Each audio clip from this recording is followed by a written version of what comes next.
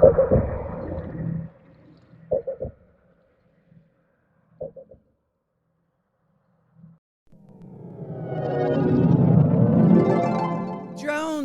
drones, drones, drones, everywhere. We love drones. We also love 360, as you've maybe noticed on our channels. 360, 360, 360. We've got all the cameras, all the drones.